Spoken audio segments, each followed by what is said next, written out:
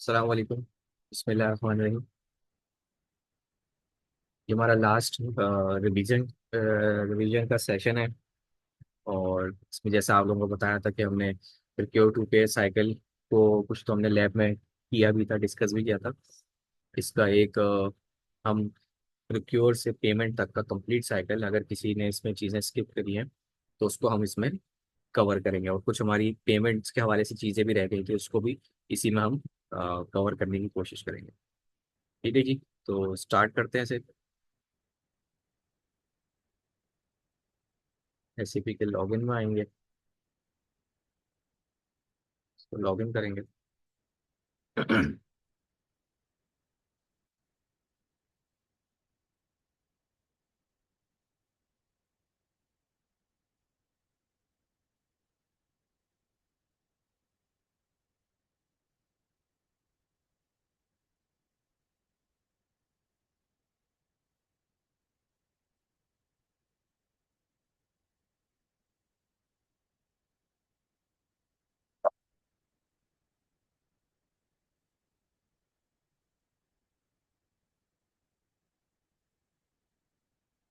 तो जी जी, हमारा SAP login हो चुका है। और ये इसका डेस्कटॉप आ गया, लॉगिन होकर आ चुके हैं इसके मेन मेन्यू पे। जब फर्स्ट ऑफ ऑल यहाँ पे आपको बताता चलूँ कि हम ब्रॉडली इसमें क्या स्टेप्स को हम फॉलो करने वाले हैं।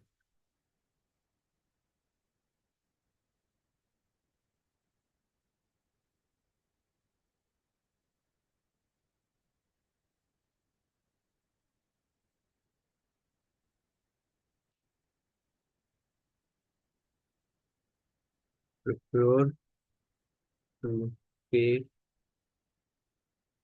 Cycle using SAP. ठीक है जी, इसमें हम सबसे पहले परचेज ऑर्डर क्रिएट करेंगे। हम यहाँ पे कोटेशंस और रिक्वेजिशंस को फिलहाल इग्नोर कर रहे हैं। और इसके लिए जो हम ट्रांजेक्शन कोड या टी कोड जिसे हम कहते हैं यूज करेंगे, वो ME21N है। उसके बाद हम गुड्स मूवमेंट या गुड्स की रिसिप्ट की बात करेंगे, तो उसका हमारा कोड होता है मीगो। थर्ड हमारा स्टेप होगा कि हम इनवॉइस की पार्किंग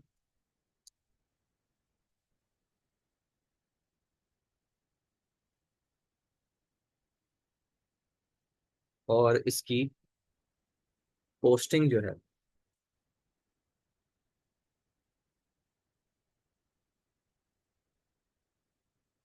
पोस्टिंग को देखें। ठीक है, इसमें जो हम कोड यूज करेंगे वो MIR7 और MIR6 को यूज करेंगे। ठीक है, लास्ट जब हम हमारा कोड होगा वो हमें वेंडर पेमेंट होगी।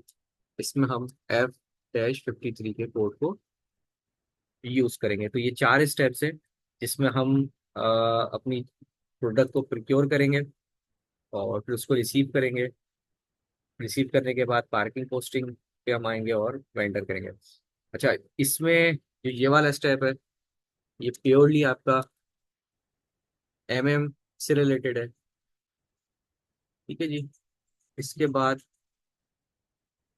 ये जो आपका गुड्स मूवमेंट है, ये भी में आपका फॉल कर जाएगा। ठीक है। हाँ, यहाँ पे जब हम बात करते हैं तो ये जो पार्किंग का एरिया, पार्किंग का एरिया मोस्टली MM का जो मॉड्यूल यूज कर रहे होते हैं या जो परचेज डिपार्टमेंट है वो उसको यूज करेगा। और इनवॉइस को वो पार करके एक जिसको हम पार्किंग का मकसद ये होता है कि आपने उसको सिर्फ एक फॉर्म सॉर्ट ऑफ फिल करके दे दिया, उसको सेव कर लिया, लेकिन उसका कोई इफेक्ट सिस्टम में नहीं आएगा। ठीक है, यानी कि उसमें चेंजेस भी हो सकती है। और उसमें कहीं कोई उसको रिवर्स करना होता हो तब भी ऑप्शन इजीली सारे काम हो जाते हैं। और ये काम हम इसलिए करते हैं वाले, क्योंकि जाहिर है वो फाइनेंस की बहुत सारी चीज़ों को नहीं जानते। अब अगर उन्होंने इनवॉइस को कहीं पार किया है तो कहीं वो किसी डेबिट क्रेडिट के रूल को वायलेट कर रहे हैं या कोई प्रॉपर टैक्सेशन अप्लाई नहीं की, रेट उन्होंने सेल टैक्स का गलत लगा दिया, तो ये सारी चीजें ज़ाहिर है आपके फाइनेंस या अकाउंट्स वाले बेहतर जानते हैं। इसलिए इसकी जो पार्किंग के बाद जो पोस्टिंग होगी वो आपका FI मॉड्यूल को जो दो लोग देख रहे होंगे या जो फाइनेंस डिपार्टमेंट वाले होंगे वो करेंगे, और सिमिलरली जो इसकी पेमेंट है ये भी आपकी FI के अंदर फॉल करेगी। तो ये जो आप अभी देख रहे हैं कि इसमें दो डिपार्टमेंट है और उनकी आपस में एक इंटीग्रेशन हो रही है। एक हद तक काम जो है वो MM फॉलो कर रहा है, और फिर उसके बाद से उसको आगे जो है वो FI वाले लेके चल रहे हैं।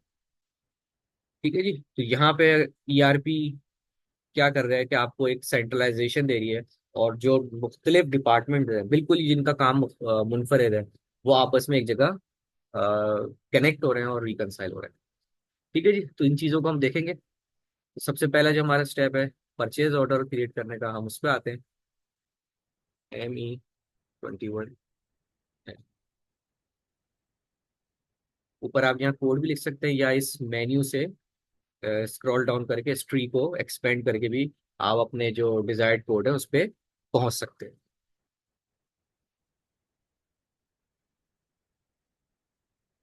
ठीक है जी। ये आपके पास विंडो आ गई है।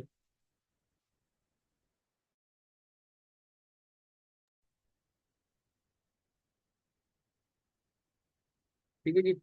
अच्छा, यहाँ पे हम जो प्रोसेस करेंगे इस कोड से, यकीन वो परचेज ऑर्डर प्रोसेस करेंगे, स्टैंडर्ड परचेज ऑर्डर। ठीक है। ये ऑलरेडी बाय डिफॉल्ट सेलेक्ट होता है। सेकंड, हम यहाँ पे पार्टी को सिलेक्ट करेंगे कि किस पार्टी से हमें रिक्रूटमेंट करनी है। तो हम यहाँ पे भी वेंडर्स को अपने सर्च करते हैं। वेंडर में हमने स्टेरिक इंसर्ट करके, हम अभी जो प्रिक्योरमेंट करने वाले हैं वो एक कंप्यूटर कंपनी है या कंप्यूटर फर्म है जिसका नाम है एडवांस टेक्नोलॉजीज। ठीक है। और इस फर्म का जो कोड है वो है VEN0001। हम इसको सेलेक्ट करेंगे। उसके बाद ये जो आपका हेडर का एरिया होता है इसमें आएंगे, और यहाँ पे हम जो हमारी ऑर्गेनाइजेशन की डिटेल है, यानी कि परचेज ऑर्गेनाइजेशन, परचेजिंग ग्रुप और कंपनी कोड। अब ये परचेजिंग ऑर्गेनाइजेशन और ग्रुप जो है इसके हवाले से हम ऑलरेडी पिछले सेशंस में इन डिटेल डिस्कस कर चुके हैं। ठीक है जी। वेंडर की डिटेल, फिर कंपनी के जो एरियाज है उनकी डिटेल देने के बाद अब हम मटेरियल पे आएंगे। मटेरियल हमने कौन सा प्रिक्योर करना है इसको भी हम इसको एक्सपेंड करेंगे। F4 से भी आप कर सकते हैं, स्टेरिक करके। जो हमारे पास इस वक्त मटीरियल ऐड है उसमें हम अभी जो प्रिक्योर करेंगे वो एक NVIDIA ग्राफिक्स कार्ड है 4200 12 GB, और इस मटेरियल का जो नंबर है वो GP0002 है। ठीक है जी। इस मटेरियल को हम प्रिक्योर करना चाह रहे हैं। कितनी क्वांटिटी हम प्रिक्योर करेंगे? लेट सपोज हम इसकी दो क्वांटिटीज को जो है वो प्रिक्योर करना चाह रहे हैं। अच्छा, इसके साथ साथ जो एक अहम इसमें एक फील्ड होती है वो होता है हमारा अकाउंट असाइनमेंट कैटेगरी का। अकाउंट असाइनमेंट कैटेगरी जो है वो हमें इसमें मेंशन करनी पड़ेगी। तो यहाँ पे हम इसको एज अ कॉस्ट सेंटर बता देंगे। ठीक है जी। आगे हम बढ़ेंगे, और इधर हमें एक इंफॉर्मेशन जो प्लांट के हवाले से देनी होती है जो सबसे अहम है। ये हमारा नेक्स्ट जेन टेक्नोलॉजीज हमारी कंपनी है, और इसका प्लांट जो है वो PLNG के नाम से या कोड इसका है, तो हम ये देंगे। और यहाँ पे एक हम एंटर की को प्रेस करेंगे।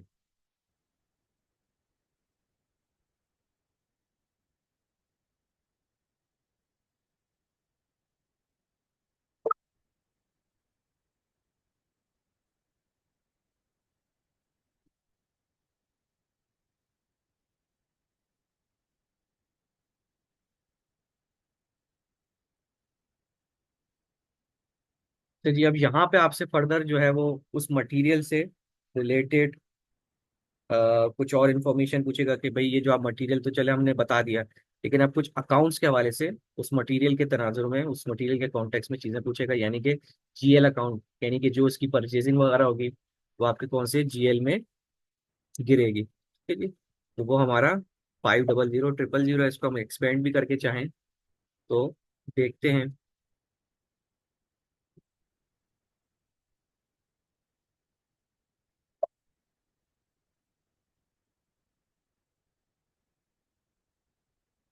हम अपने पॉसिबल जो हमारे पास अकाउंट्स बने हुए हैं उसके अंदर हमारे पास ये कॉस्ट ऑफ गुड्स सोल्ड का जो है वो अकाउंट हम सेलेक्ट करेंगे। और ये यहाँ से हमारी वो जो भी हम परचेजिंग करेंगे उसकी cost of goods sold establish हो सकेगी।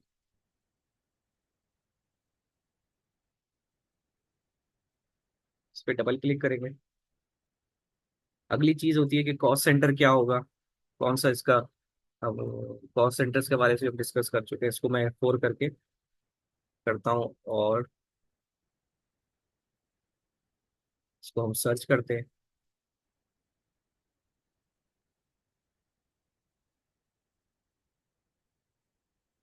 और यहाँ पे हमारे पास एक ही एक कॉस्ट सेंटर आ रहा है, CC0001। ठीक है जी, इसको हम डबल क्लिक करेंगे।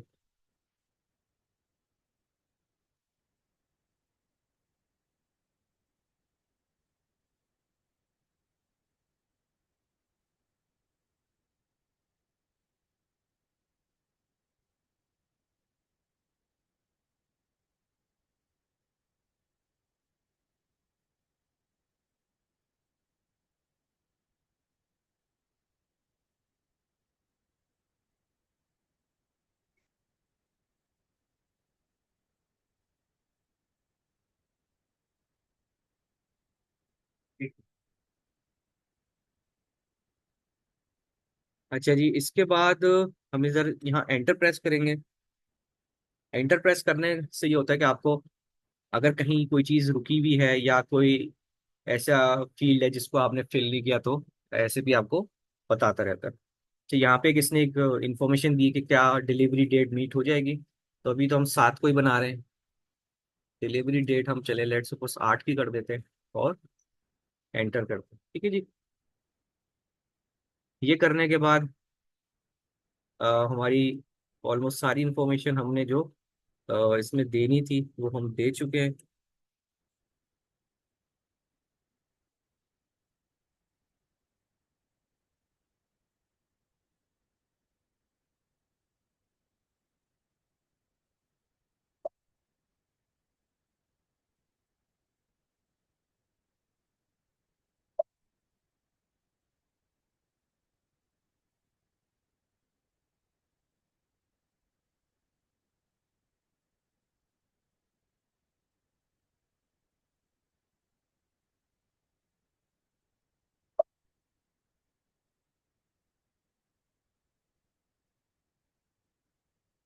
अच्छा, इसके बाद ये आपसे आउटपुट के हवाले से पूछेगा कि जाहिर है हमने बना तो लिया लेकिन इसको सेव करने के अलावा क्या इसको आगे थ्रू करना है, प्रिंट करना है, ईमेल करना है।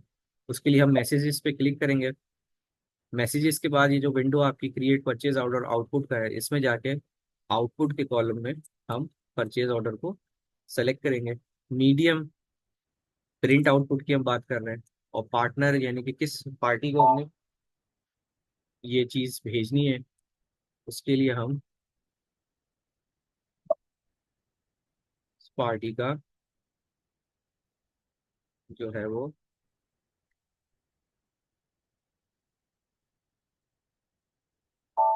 यहाँ पे वो ऑटोमेटिकली खैर इसने पिक कर लिया। ठीक है जी, तो ये हम और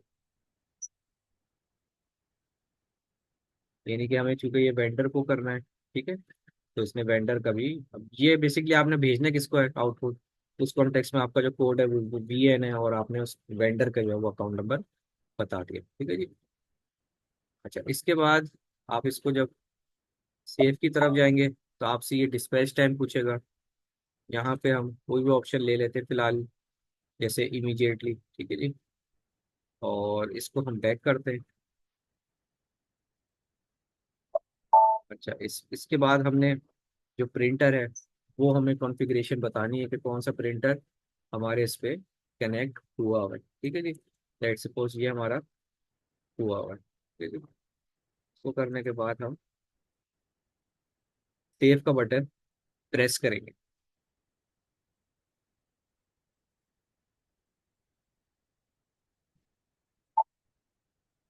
ठीक है जी, तो ये आप देख सकते हैं कि नीचे आपका परचेज ऑर्डर नंबर जो है वो क्रिएट हो चुका है। ये आप standard PO created under number this, जो भी नंबर आपका होगा वो यहाँ पे आपका नजर आ जाएगा और एक सीरीज के साथ जनरेट हो रहा होगा। ठीक है जी, अभी 10 नंबर आया, नेक्स्ट अगर आप अब हम इसको करेंगे तो वो जाहिर है 11 नंबर होगा।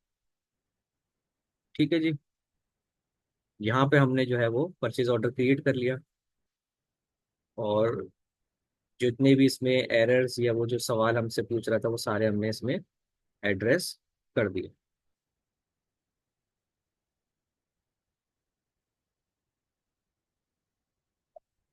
बैक करते हैं। इन केस आप परचेज ऑर्डर के अंदर कोई को डिस्प्ले करना चाहते हैं, ठीक है, तो आपने क्या करना है, ME23N, इस कोड को एग्जीक्यूट करना है। तो यहाँ पे चूंकि लास्ट हमारा बना था परचेज ऑर्डर, तो उसने बाय डिफॉल्ट उसी परचेज ऑर्डर को हमारे सामने दिखा दिया है। ठीक है जी, यहाँ पे दो उसकी क्वांटिटी आ रही है, मटेरियल का नाम आ रहा है, उसका नंबर आ रहा है, नेट प्राइस उसकी आ रही है। ठीक है जी, यहाँ पे भी आप नीचे आएंगे तो क्वांटिटी वेट्स में मटेरियल डेटा के अंदर, ठीक है जी, ये सारी चीजें इसके अंदर आपको नजर आ रही होंगी। इन केस अगर आपको इसी के अंदर कहीं कोई एडिशन या कोई इसको एडिट करना है, ठीक है, तो ये आपने इस पॉइंट पे तो कर सकते हैं, लेकिन अगर आप वंस इसको एग्जीक्यूट फर्दर आगे ले जाएंगे और इसकी गुड्स रिसिप्ट वगैरह क्रिएट कर लेंगे तो फिर आपके लिए ये मुश्किल हो जाता है काम। ठीक है, तो जो भी काम आपने करना होगा वो मेक श्योर करना है कि आप परचेज ऑर्डर जब क्रिएट हो जाए उसे आगे फॉरवर्ड करने से पहले उसको थॉरली एक बार चेक कर लें, ताकि जो रेलिवेंट डिपार्टमेंट है वो जब इसकी रिसिप्ट करे तो उधर वहाँ पे इश्यूज ना हो। अच्छा, यहाँ पे एक हमारे पास आइकन होता है, ये जस्ट लाइक अ पेंसिल, और एक जो चश्मे की तरह का एक आइकन है। तो पेंसिल रिप्रेजेंट करता है चेंज को, और जो चश्मा है वो रिप्रेजेंट कर रहा है आपका डिस्प्ले को। ठीक है जी, तो इस बटन में भी जाके आप चेंज और या डिस्प्ले कर सकते हैं। फिर मैं इस पर क्लिक करूंगा, ठीक है जी, तो अब मेरे पास सील्स फील्ड जो है वो विजिबल हो गई है। तो मैं यहाँ से, लेट सपोज मेरी क्वांटिटी 3 थी, मैंने 2 कर दिया था, तो मैं यहाँ से आगे इसको चेंज कर लूँ। अब ऑर्गेनाइजेशंस के अंदर ये जो जितने भी ये एडिशन या एडिट करने का जो अमल होता है, ये अमूमन थोड़ी हायर अथॉरिटी या किसी सीनियर बंदे को दिया जाता है, और जो बंदा इनिशियली परचेज ऑर्डर को प्रोसेस कर रहा होता है या बना रहा होता है उसको ये राइट्स नहीं होते। तो यहाँ पे सेग्रीगेशन ऑफ ड्यूटीज का होना भी बहुत जरूरी है। एक ही शख्स ये तमाम काम या उसको तमाम ये सारे राइट्स नहीं दिए जा सकते, ठीक है, ताकि कोई ना कोई कंट्रोल या कोई ना कोई मैकेनिज्म हो जो चीज़ों को वॉच कर सके, देख सके। ठीक है जी, तो फिलहाल हमें यहाँ पे अभी कुछ चेंज तो नहीं करना, मैं इसको बैक कर दूंगा। इस पॉइंट पे हमारा परचेज ऑर्डर जो है वो क्रिएट हो चुका। अब जो अगली बारी है वो हमारी गुड्स मूवमेंट की है, और गुड्स मूवमेंट के अंदर हम जो कोड यूज करेंगे वो है MIGO या मी होगा। तो हम यहाँ पे ऊपर इसको टाइप करेंगे।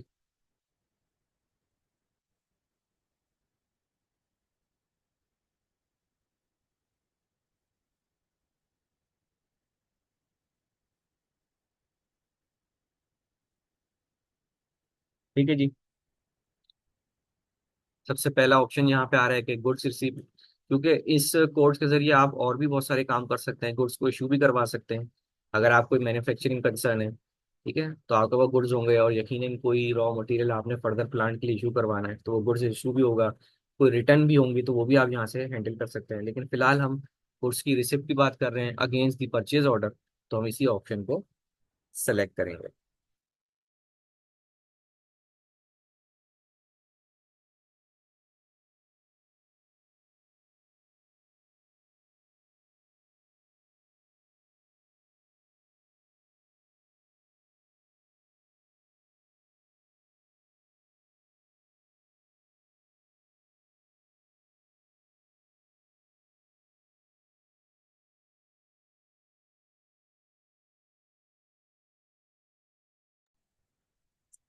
अच्छा जी, अब ये जो गुड्स रिसीव करनी है ये हमें परचेज ऑर्डर के अगेंस्ट कर रही है, तो यहाँ पे जो इसके साथ फील्ड है इसमें ये परचेज ऑर्डर का कह रहा है, यहाँ पे मैं परचेज ऑर्डर का नंबर टाइप करूंगा, और यहाँ पे ये एक एग्जीक्यूट का बटन है, इसे प्रेस कर दूंगा। इसकी शॉर्टकट की ये जो एक आइकन है, जिसको जो एग्जीक्यूट का आइकन कहलाता है, जिसमें एक वॉच और एक ग्रीन कलर का टिक है, इसकी जो शॉर्टकट की होती है वो F8 होती है, तो आप F8 भी कर सकते हैं। अच्छा, अब इसके अंदर इनवॉइस, इस गुड्स रिसीप्ट के अंदर जो इंफॉर्मेशन परचेज ऑर्डर के अंदर हमने प्लेस की थी वो आ गई है। अब अगर हमारा ये सारा माल ओके है, ठीक है, 2 आइटम मंगवाए थे और जो हमारी स्पेसिफिकेशन थी उसी स्पेसिफिकेशन के हिसाब से अगर माल हमें रिसीव हो गया है, तो हम नीचे ये जो बिल्कुल आ रहा है कि आइटम ओके और लाइन नंबर 1, तो हम इधर जो भी लाइन हमारी ओके होगी या जितनी लाइन हमारी ओके होंगी वो सब को हम करके यहाँ पे मेंशन करके और ओके कर देंगे। अभी इत्तेफाक से हमारे पास जो है वो एक ही लाइन है, तो लाइन 1 जो है वो हमारा आइटम ओके है। यहाँ पे आके फिर हम इसे एग्जीक्यूट करेंगे, तो भी आप देखेंगे ये जो ओके का है बटन, यहाँ पे ये चेक मार्क आ गया। इससे पहले ये चेक मार्क, अगर आपने नोटिस किया होगा, तो ये नहीं था, ठीक है। तो अब ये माल चूंकि हमारे पास रिसीव हो गया है, तो हम इसको, इसकी पोस्टिंग करेंगे। पोस्ट करेंगे तो दैट मीन्स कि हमारे पास ये माल जो है वो रिसीव हो गया।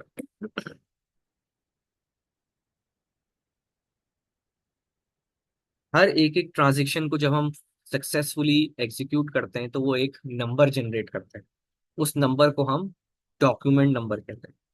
जैसे अभी परचेज ऑर्डर हमने क्रिएट किया, तो उसमें एक नंबर हमारा 45,000,000,000,1 जनरेट हुआ था, तो ये भी डॉक्यूमेंट नंबर कहलाता है। ठीक है, वो ये एविडेंस होता है कि ये काम आपका हो गया। इसी तरीके से जब हमारी मटेरियल की पोस्टिंग हो गई, तो उसका भी एक डॉक्यूमेंट जनरेट हुआ जिसको हम कहते हैं डॉक्यूमेंट नंबर, और ये है 5 और 0 करके 50। तो ये 5 और 0 50 जो है, ये डॉक्यूमेंट हमारा पोस्ट हो गया। ये नंबर रिप्रेजेंट करता है इस ट्रांजेक्शन को जो अभी हमने सेव की। ठीक है जी। तो यहाँ पे हमने गुड्स को रिसीव भी कर लिया, पहले हमने परचेज ऑर्डर बनाया पार्टी के नाम पे, और अब हमें जब हमें फिजिकली गुड्स रिसीव हो गए तो उसको हमने सिस्टम पे भी इनकॉर्पोरेट कर लिया, तो हमारी ये ट्रांजेक्शन भी कंप्लीट हो गई। बैक करेंगे। अगला जो स्टेप है वो है इनवॉइस की पार्किंग और पोस्टिंग के हवाले से।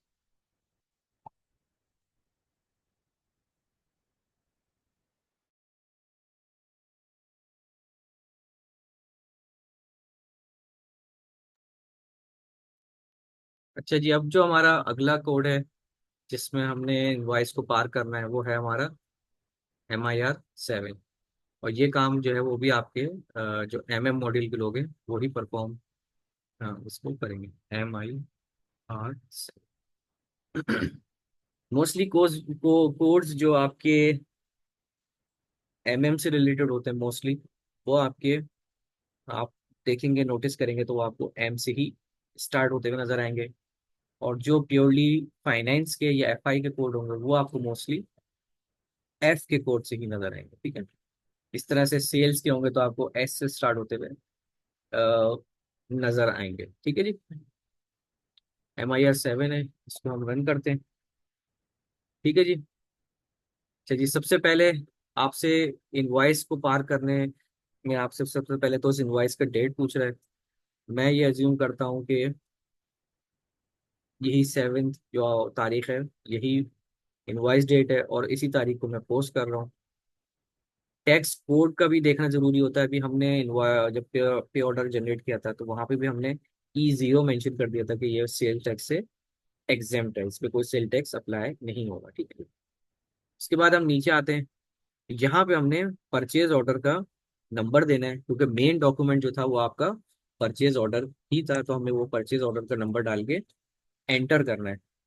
वो परचेज ऑर्डर हमारा मीगो में तो प्रोसेस हो गया था, लेकिन अब उसी के अगेंस्ट हमने पेमेंट्स को जनरेट करना है, ठीक है। तो जैसे ही हमने परचेज ऑर्डर का नंबर इसमें इंसर्ट किया, तो आप देख सकते हैं कि यहाँ पे अमाउंट भी उठ के आ गया, जो 1 लाख का हमारा परचेज ऑर्डर था, ठीक है।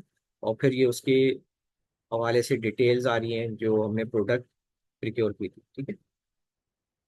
जैसे ही आप ये परचेज ऑर्डर को डालेंगे तो आप अगर ये राइट के टॉप पे देखेंगे तो यहाँ पे बैलेंस बैलेंस हमेशा जीरो होना चाहिए। यहाँ पे बैलेंस नेगेटिव में बता रहा है।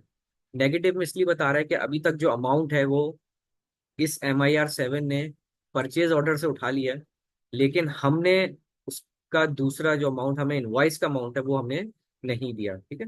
अब आप जब कोई अकाउंटिंग करते हैं तो किसी वेंडर से जब कोई चीज लेते हैं, ठीक है, तो जो भी आपकी इन्वेंट्री या परचेजेस होती है वो डेबिट होकर अकाउंट्स पेबल क्रेडिट होता है। ठीक है। तो ये आपके पास परचेजेस आ गई, ये आपके पास इन्वेंट्री आ गई, ये डेबिट हो गई। ठीक है। या cost of goods sold debit हो गई। और यहाँ पे आपने अमाउंट डालना है, तो अमाउंट भी आपका कितना है, वो 1 लाख रुपए का है। ठीक है जी। तो ये दोनों जगह अमाउंट एक जैसी या बराबर होनी चाहिए।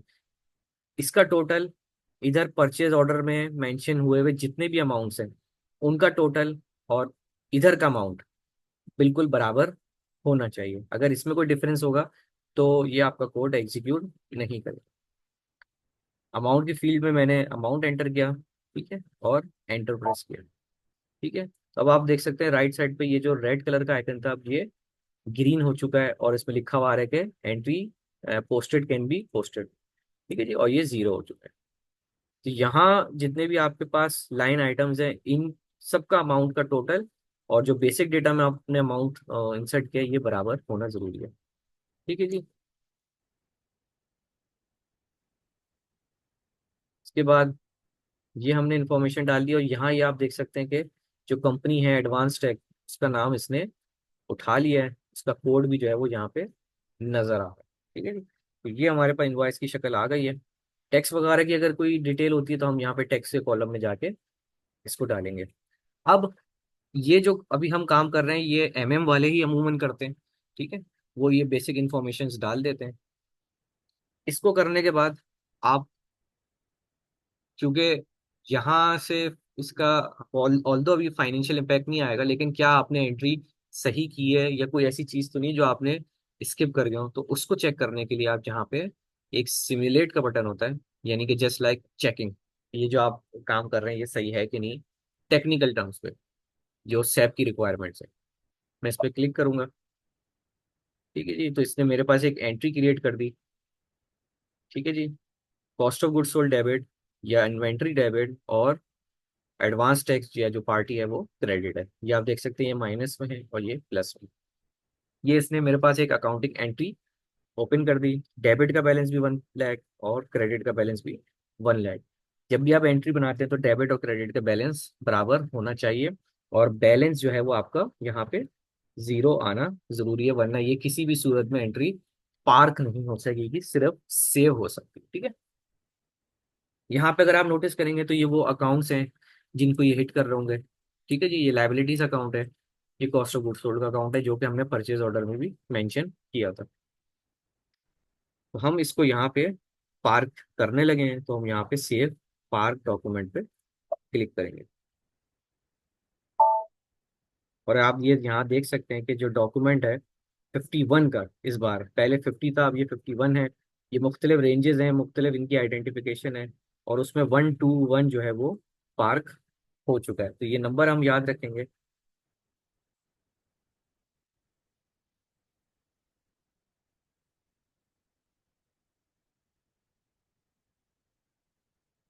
हम यहाँ पे लिखते हैं पार्किंग नंबर। ठीक है जी।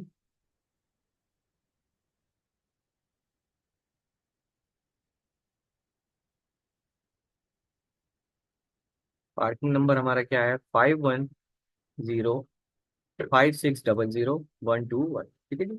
ये हमारा पार्किंग नंबर है।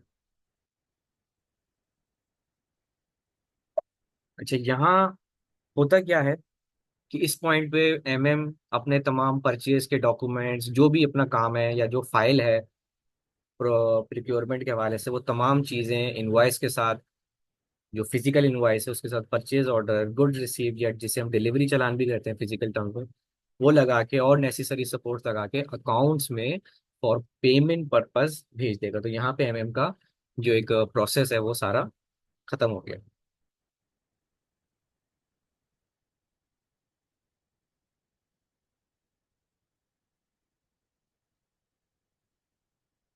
इसके बाद जो हमारा कोड है जो हम यूज करेंगे वो है MIR6। ठीक है जी, ये वाला कोड है, ये फाइनेंस वाले यूज करेंगे, और जो पार्क हुई हुई इनवॉइस उसको सिस्टम में पोस्ट करेंगे। MIR6 लिख के एंटर करते हैं।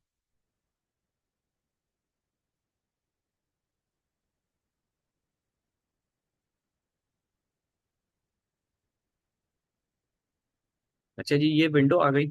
इसमें ये आपसे मुख्तलिफ पैरामीटर्स पूछता है कि डॉक्यूमेंट नंबर बता दें, किस ईयर का है, इसको प्रोसेस किसने किया है, या जो इनवॉइसिंग पार्टी है वो बता दें। तो उसमें फायदा ये होता है कि अगर आपके ऊपर हंड्रेड्स और थाउजेंड्स ऑफ इनवॉइसेज अगर पार्किंग में पड़ी हैं तो आपको अपनी सेलेक्टेड इनवॉइस तक पहुंचने में आसानी होती है। ठीक है जी, ये वो पैरामीटर्स हैं। इसके साथ साथ जो एंट्री है, आपने एंट्री करी है, पार्किंग करी है, वो पार्किंग अभी किस, उसका स्टेटस क्या है। ठीक है जी, आया वो पार्क है, या वो कैंसिलेशन के स्टेप में, या वो किस फेज में। ठीक है, तो यहाँ से आप मजीद इसमें चेक्स करके, जैसे मैं हेल्ड पार्क, क्योंकि मेरी पार्क इनवॉइस है तो मैंने हेल्ड पार्क पे किया तो मेरे पास फर्दर नीचे ऑप्शन आ गए। तो यहाँ पे भी मैं पार्क को सिलेक्ट करूंगा क्योंकि मेरी जो इनवॉइस है वो पार्किंग में पड़ी हुई है। ठीक है, और मुझे ये भी पता है कि मेरा जो इनवॉइस है वो उसकी जो इनवॉइसिंग पार्टी है वो WEN0001 है, और उसको जिसने यूजर ने पार किया है उसका नाम बदर है, और जिस ईयर की है वो 2014 है, और जिस कंपनी कोड की है वो NXG है। तो अब मुझे अपनी पार्किंग इनवॉइस तक पहुंचने में आसानी होगी। इन चेक्स के बाद मैं इसे F8 करूंगा या एग्जीक्यूट के बटन पे क्लिक करूंगा। तो यहाँ आप देख सकते हैं कि ये पूरी एक लिस्ट है होती है जिसमें आपकी जो इनवॉइसेस पार्किंग में पड़ी होती है, ठीक है जी, वो यहाँ पे आपको विजिबल हो रही होंगी। तो आप यहाँ देख सकते हैं एक ही इनवॉइस जो हमने पार्क की थी वो यहाँ पे नजर आ रही है, जो कि 1 लाख रुपए का अमाउंट है, और उसकी पार्टी जो है वो एडवांस टेक है। और ये आप देख सकते हैं ये वही नंबर है, 51056001। अगर हम यहाँ से चाहें तो इसको क्रॉस चेक भी कर सकते हैं। ये हमारा वो नंबर है पार्किंग का जो यहाँ पे प्रेजेंट होता हुआ नजर आ रहा है। ठीक है जी, इसी इनवॉइस को हम डबल क्लिक करके सेलेक्ट करेंगे। हमारे पास इसी इनवॉइस के हवाले से डॉक्यूमेंट्स आए होंगे, इसी की अप्रूवल्स आई होंगी, और फाइनेंस के डिपार्टमेंट में होते हुए हमने ये देखा कि भाई ये है। अच्छा, अब एक चीज है जो मुझे नजर आ रही है कि वो जो इनवॉइस आई थी उसका इनवॉइस का कहीं पे नंबर नजर नहीं आ रहा, और वाले भी लगता है कि वो डालना भूल गए। तो ये जो रेफरेंस की फील्ड होती है ये अमूमन इनवॉइस के नंबर्स वगैरह के लिए, या वो जो फिजिकल डॉक्यूमेंट होता है उसका कोई जो जो भी नंबर होता है उसके लिए। तो आपका जो इनवॉइस एक डॉक्यूमेंट है उसका जो एक यूनिक नंबर होता है वो इनवॉइस नंबर या बिल नंबर जो कराता है। ठीक है जी, तो हम यहाँ पे एक इनवॉइस नंबर इंसर्ट कर देते हैं, इनवॉइस, या इसको हम शॉर्ट कर देते हैं, इनवॉइस 002-2014। ठीक है जी, ये हम अज्यूम करते हैं कि उस इनवॉइस का नंबर ये है। ठीक है जी, यहाँ पे तमाम आइटम्स उठ के आ गए हैं। यहाँ पे हमारे पास अब भी ऑप्शन है कि हम चीज़ों को थोड़ा चेंज कर सकते हैं और फाइनेंशियल एस्पेक्ट पे चीज़ें देख सकते हैं। ऊपर बैलेंस भी हमारा 0 आ रहा है, कोई ऐसी चीज़ हमें अभी फिलहाल नजर नहीं आ रही। दूसरा ये कि अगर किसी किस्म का कोई एरर होता है तो ये जो आपको ऊपर यहाँ पे मैसेज आ रहा है, ये मैसेज का बटन भी आपको इनेबल्ड नजर आता है। ठीक है, ये मैसेज का बटन भी डिसेबल, दैट मीन्स कोई मैसेजेस भी सिस्टम ने जनरेट नहीं किए। तो इसका इसका मतलब ये कि अगर हमने इस इनवॉइस को फाइनेंशियल पॉइंट ऑफ व्यू से, टैक्स के पॉइंट ऑफ व्यू से, और जो भी हमारी SOPs हैं उस पॉइंट ऑफ व्यू से देखा है और वो सही है, तो SAP के जो टेक्निकलिटीज हैं उसके हिसाब से भी चीजें सही हैं। ठीक है, हम चाहें तो उसको भी यहाँ पे सेव करके किसी अपने सीनियर से शेयर कर सकते हैं, या अगर हम समझते हैं कि ये ओके है इनवॉइस तो हम यहाँ पे इसे पोस्ट कर सकते हैं। सिमुलेट हमें करने की दोबारा भी जरूरत नहीं है क्योंकि इसमें अभी हमने कोई चीज चेंज नहीं की है। अगर हमने कोई चीज चेंज करनी होती तो फिर हम सिमुलेट करके उसे चेक भी करते। तो हमने ऐसा कोई चेंज नहीं की सिवाय इसके कि इनवॉइस नंबर का इस एंट्री से कोई ताल्लुक नहीं है। ठीक है, तो हम इसको यहाँ पे पोस्ट के बटन पे क्लिक करेंगे। तो ये आप देख सकते हैं कि नीचे लिखा हुआ है invoice document 5105600012 has been posted. तो ये इनवॉइस जो इस वक्त पार्किंग में पड़ी हुई थी वो पोस्ट हो चुकी है।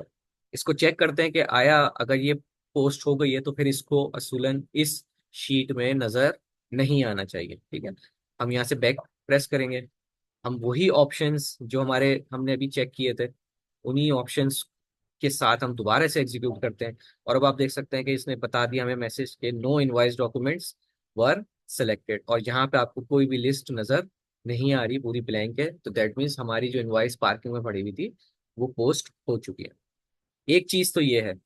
दूसरा ये है कि अगर वो पोस्ट हो गई है तो जो वेंडर का अकाउंट है उसके अंदर, जो वेंडर का अकाउंट है ये, इसके अंदर हमें इफेक्ट नजर आना चाहिए। ठीक है, तो एक तो ये है कि हमारी इनवॉइस पार्क हो गई है तो पार्किंग से निकल गई है। दूसरा ये है कि हम वेंडर अकाउंट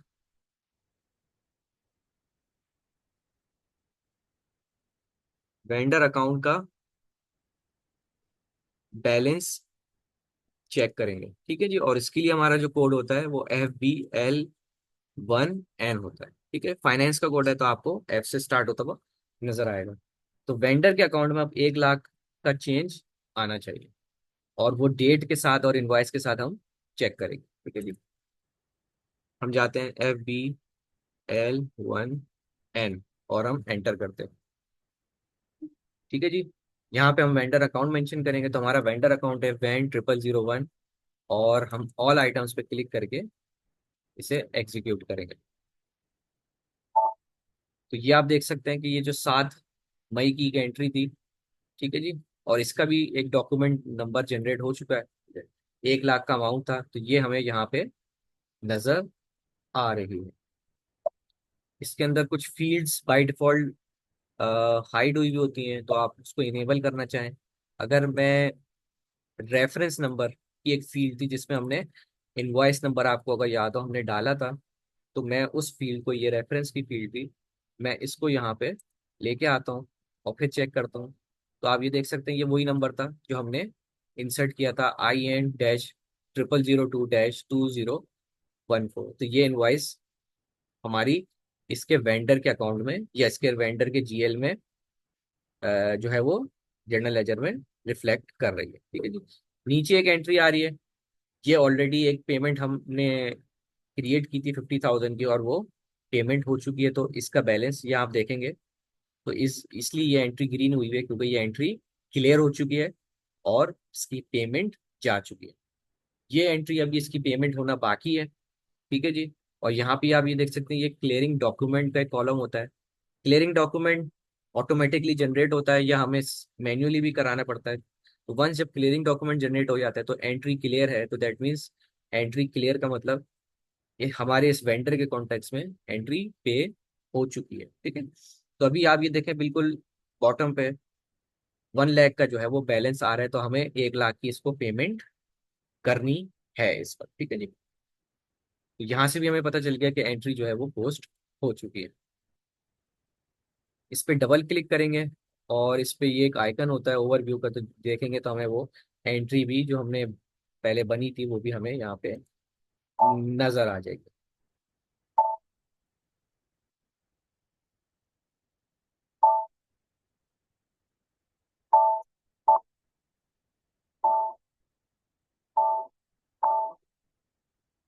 ठीक है जी, एक्रूड लाइबिलिटीज क्रेडिट और cost account, cost of goods sold का जो था वो हमारा डेबिट हो गया। ठीक है जी, बैक करते हैं।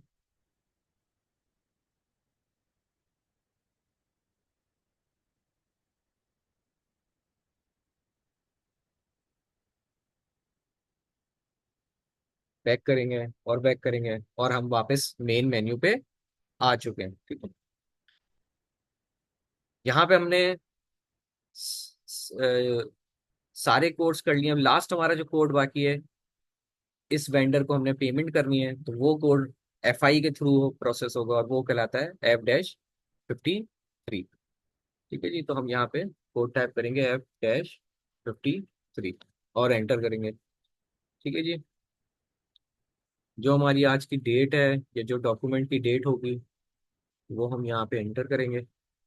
कंपनी कोड और करेंसी कोड आपने लाजमी डालना है। ठीक है जी, उसके बाद अकाउंट, वो कौन वेंडर है जिसकी हमने पेमेंट करनी है, तो उसका हमें यहाँ पे या सॉरी, हमें बैंक का डेटा है, सॉरी, ये आप देखेंगे बैंक का डेटा, तो हमें बैंक अकाउंट बताना होगा।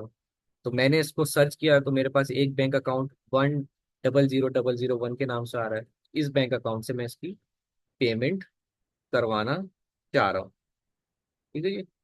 अभी हमें इसमें ये नहीं पता, अगर लेट सपोज, क्योंकि होता ही है कि आपने पेमेंट के लिए किसी और को आपने डॉक्यूमेंट दिए, तो यहाँ पे आपको कहीं बैलेंस तो नहीं पता, और एक वेंडर के अंदर बहुत सारे अमाउंट्स हो सकते हैं। तो फिलहाल इस एंट्री को अ, चलाने के लिए हम इधर जो है वो 1 डालते हैं। ठीक है जी। और यहाँ पे जो अकाउंट है वेंडर का, उसको हम सेलेक्ट करेंगे। ठीक है जी। बैंक से कितना पे कराना है वो अपनी हमने हाइपोथेटिकली 1 इंसर्ट किया। और किस अकाउंट को हमने पे कराना है, किससे कराना है, इस अकाउंट से बैंक से कराना है, और किसको करना है, इसको करना है। ठीक है जी। अभी हमें लेट सपोज नहीं पता कि अमाउंट क्या, ये तो हम एंट्री चूंकि खुद कर रहे हैं, तो वो यहाँ पे हम डाल रहे हैं, तो हम चाहें तो उसको 1 लाख कर भी सकते हैं, लेकिन हम एक हाइपोथेटिकली चीजें लेकर चले तो उससे बन डाला था। खैर, ठीक है जी। तो ये आपके पास वो एंट्री आ गई जिसको आपने पे करना है। ये आपकी आउटस्टैंडिंग है, जब भी यहाँ पे शो कर रही है, अगर ये आउटस्टैंडिंग नहीं होती। आपने देखा होगा कि वेंडर अकाउंट के अंदर एक 50,000 की और पेमेंट भी आ रही थी, लेकिन वो यहाँ पे नजर नहीं आ रही, इसलिए क्योंकि वो क्लियर हो चुकी है, वो पे हो चुकी है। ठीक है जी।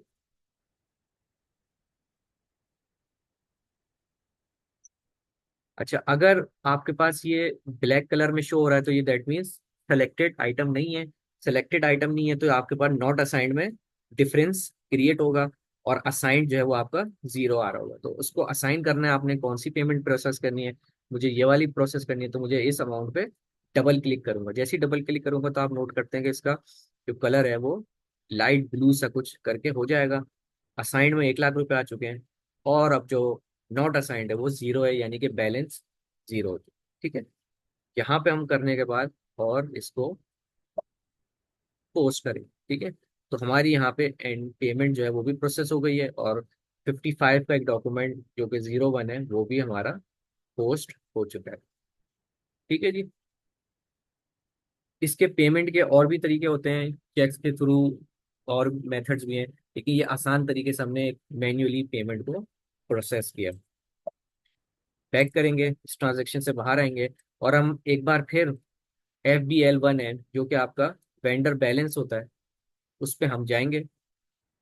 इस ट्रांजेक्शन को हम एग्जीक्यूट करेंगे और देखते हैं कि हमारे वो 1 लाख रुपए जो है उसके साथ क्या हुआ है। तो आप ये देख सकते हैं कि वो जो 1 लाख अमाउंट था वो भी पे हो गया, और उसका जो है वो क्लियरिंग डॉक्यूमेंट, यानी कि इस डॉक्यूमेंट के जनरेट होने के साथ साथ ये पेमेंट जो थी 1 लाख की जो आउटस्टैंडिंग थी वो पे हो चुका है। ठीक है जी। और आप यहाँ देखें बॉटम में, तो आपके पास जो बैलेंस है वो भी 0 आ रहा है। ठीक है जी। तो यहाँ पे हमारा एक पूरा जो साइकिल था वो कंप्लीट हुआ। हमने इसमें बेसिक स्टेप्स लिए थे। हमने यहाँ पे रेक्विजिशन या कोटेशन को नहीं लिया, यहाँ पे हमने गुड्स की रिसीविंग के बाद उसमें से हमने रिटर्न या कैंसिलेशन को नहीं लिया। ठीक है जी। इनवॉइस की बात हम बात करें तो इनवॉइस की पार्किंग पोस्टिंग के अंदर हमने बहुत सारे टैक्सेस के एलिमेंट को हमने कंसीडर नहीं किया है, और ना ही हमने यहाँ पे कोई पार्शल इनवॉइसिंग या प्रोग्रेस इनवॉइसिंग की बात की है। ठीक है जी।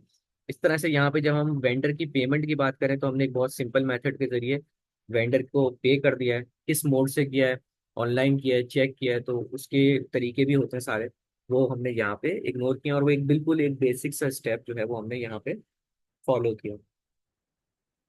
जो अकाउंट का बैलेंस था उसको भी हमने टाइमली चेक किया, तो हमें FBL1N ने बताया कि भाई इस वक्त वेंडर का कितना अमाउंट आउटस्टैंडिंग है, और पेमेंट के बाद हमें वो 0 शो कर है। ठीक है जी। तो ये एक छोटा सा स्टेप था SAP का। आई होप कि इसमें आपको बहुत सारी चीज़ें क्लियर हो गई होंगी प्रोक्योर टू पे के हवाले से। और जो हम डे 1 से बातें कर रहे हैं, फंक्शंस के आपस में इंटीग्रेशन की, अलाइनमेंट की, ठीक है जी, और सेंट्रलाइजेशन की, तो वो सारी चीज़ें आपको इसमें नज़र आई होंगी। हमने कोई भी चीज़, कोई भी एंट्री, कोई भी आइटम, कोई भी बात को हमने डबल या डुप्लीकेट नहीं किया। जो गुड्स हमने शुरू में परचेज ऑर्डर के अंदर इंसर्ट कर दी थी, वही चीज़ हमने, वो हमें मीगो के अंदर इनवॉइस प्रोसेसिंग के अंदर नजर आई है। ठीक है जी। इस तरह से जो अमाउंट हमें परचेज ऑर्डर में नजर आया, वही हमें बाकी तमाम अमाउंट्स, बाकी तमाम ट्रांजेक्शन्स में और पेमेंट्स का जो अमाउंट था F33, इसके अंदर भी हमें वो नज़र आया था। ठीक है जी। तो आई होप ये क्लैरिटी इसमें आ गई होगी। फिर भी अगर इसके हवाले से कोई चीज़ पूछनी हो आप लोगों को, तो आप जो है वो मुझे मैसेज वगैरह पे भी बता सकते हैं। ठीक है जी। थैंक यू वेरी मच, बहुत शुक्रिया। अल्लाह हाफिज़।